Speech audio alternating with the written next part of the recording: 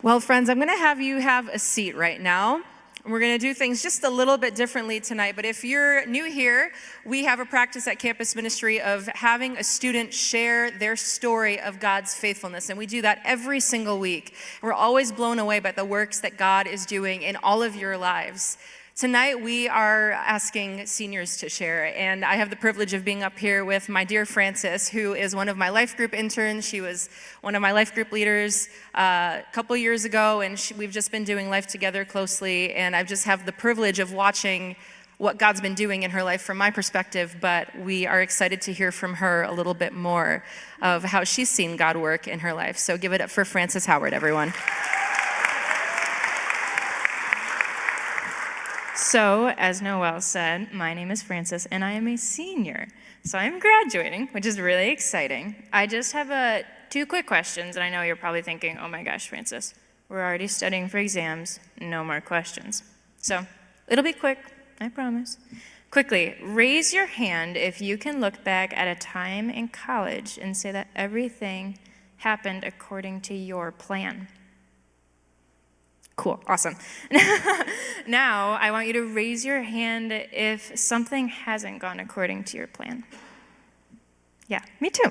Okay, so Noelle came up to me on Wednesday and was like, hey, I need you to come talk on Sunday. And I was like, yeah, okay.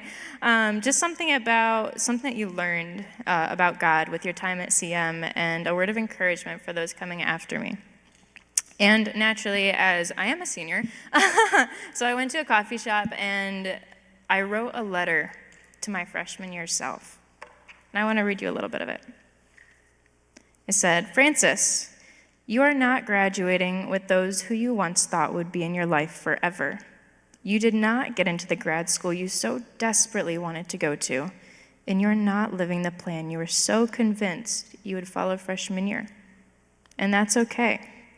God does not promise easy, but he promises good.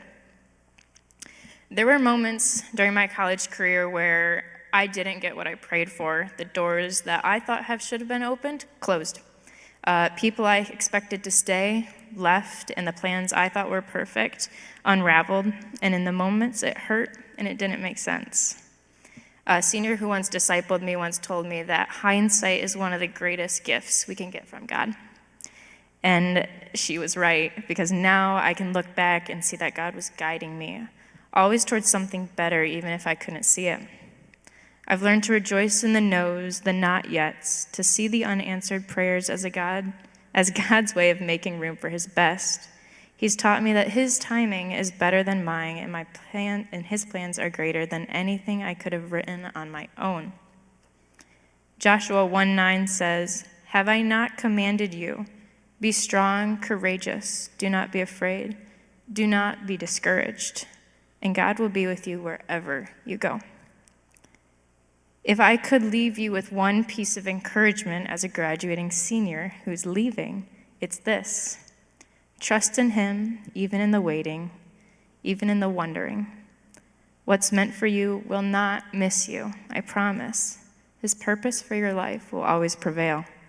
Even when things feel hard or heavy, hold on. Joy really does come on the other side, and hindsight is truly a beautiful thing, and we can have hope in him. So where am I? In the fall, I will be going to Calvin University to start my master's in speech therapy. I am surrounded by friendships and relationships that continuously push me in my faith, and my plan is to live a life in obedience wherever and whatever that looks like. And this is why I worship.